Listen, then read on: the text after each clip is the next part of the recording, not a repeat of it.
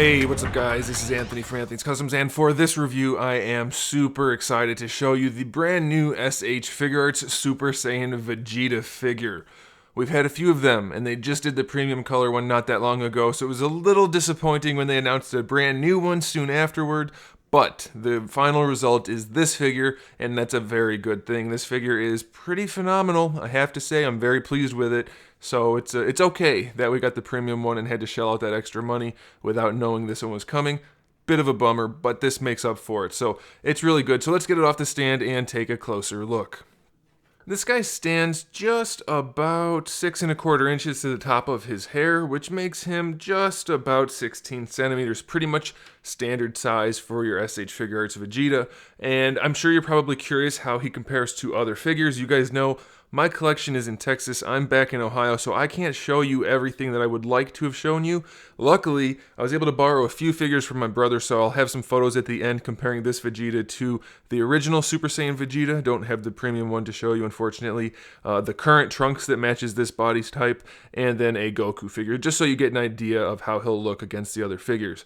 So stick around for the photos at the end for that.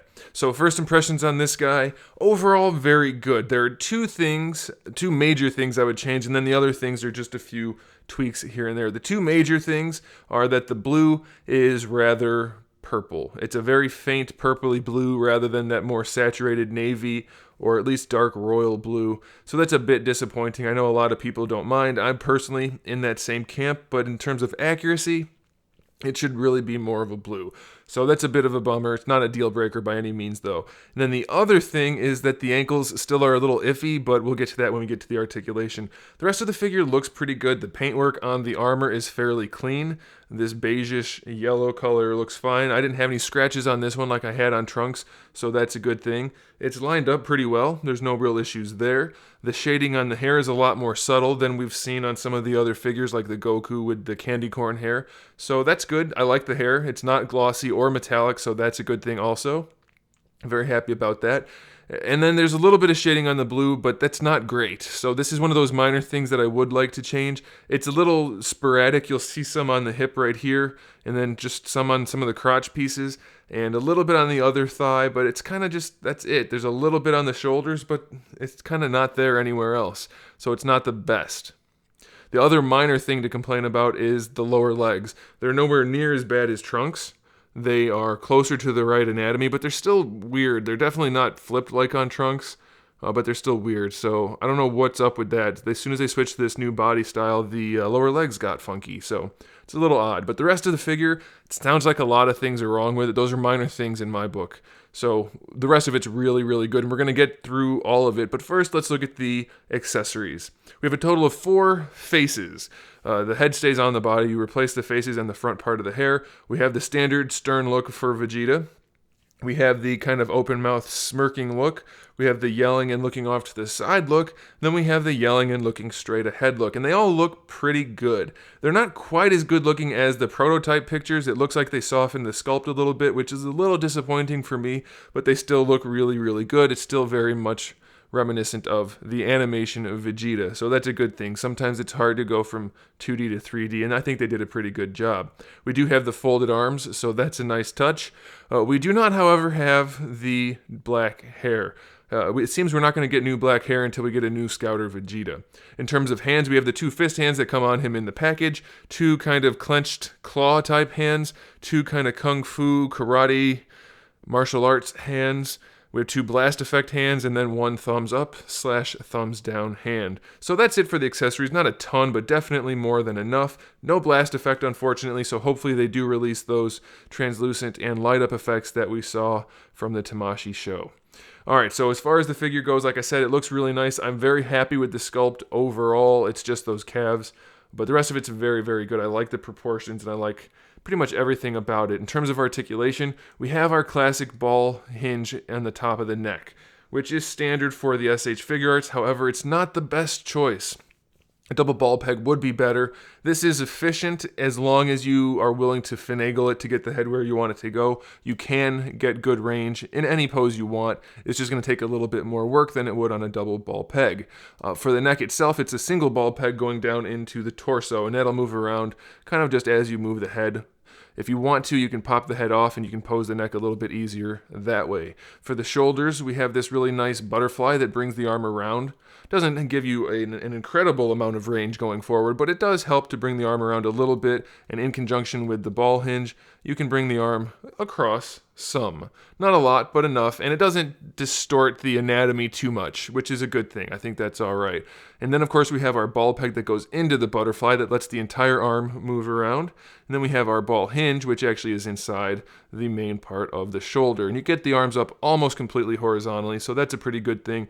And, of course, you have the full rotation. You have your bicep swivel, goes all the way around, no problem. Double jointed elbow gives you as much bend as you could possibly want, so that's a good thing. Then we have our ball hinge wrist, which of course doesn't afford too much range due to the sculpt, but it's definitely enough for the hands. Now for the torso, I didn't pop this guy apart to take a look, but he's got one of those same kind of hinges as the Awakening Goku and the newer Trunks. And it's really, really nice. I love that hinge. You can lean the body back a fair amount. Not a whole lot, but a reasonable amount. You can lean it back, and then, if you want to, you can lean it really far forward. I mean, really far given that most SH Figuarts don't lean very far forward, but the best thing about it is that it looks really clean, no matter how you lean it, forward or back. So I like that a whole bunch, and you can kind of lift up on it. You can see inside there when you lift up on it. That affords better range, so that's pretty cool. Then you can kind of just mush it back down and it looks all right. It does lean side to side a little bit, not a whole lot, but enough, and that's still all just using that upper torso joint. We do have another ball peg down here, which of course does have the full rotation, and you can rotate it around on this top joint as well, so that's pretty good. Now this lower one can move forward and back on the pelvis, which is a little bit weird. It can help him to lean all the way forward if you want him to, so that's fine. But it does create kind of a shelf thing going on with his butt, his upper butt area. So I would suggest you just leave that torso back on the hips, and then just use the upper torso articulation for the leaning. Plus, if you bring him forward like this, and then stand his legs straight down, it does stick his junk out a little bit forward, and it can look a little awkward. So let's just leave that back like that, and I think we'll be okay. Now for the hips, we have basically the same styling as we had for Trunks, and we have that swivel that brings the legs forward, although it doesn't want to go that far for some reason. I'm not sure why that's limited. It feels like they put a block in there somewhere. So you don't get to bring them that far forward. It's a little bit disappointing. They do go pretty far back. That's pretty good. And then, of course, you have that separate hinge that lets them go out to the side. Again, it's very limited. I feel like they didn't put that much effort into making them functional. They made them look pretty good, which is always nice, but they're not as functional as I would like. I mean, that's as far out as you can move the legs. And that's going to be enough, I guess, for most poses, but it could be better. That's all I'm saying. Now we do have our thigh swivel built in, which works really nicely, no problems there. Double jointed knee, love these knees, not 100% perfect, but you get really good range, and they look pretty good, not too bad. And then lastly, we have the ankle and the foot, and that's one of the things, is the ankle, it's the same as Trunks, it has that offset double ball peg, so you get that big gap in there when you lean the foot back, and that's all you can do, is just lean it back a little bit and have a big gap. Now when you want to do it forward, you can use both of those ball pegs and pull it back, and then you can really lean it forward. So you get a whole lot of range going forward, not so much going back. And with those ball pegs being the way they are, it does have a little bit of an ankle rocker, just not much.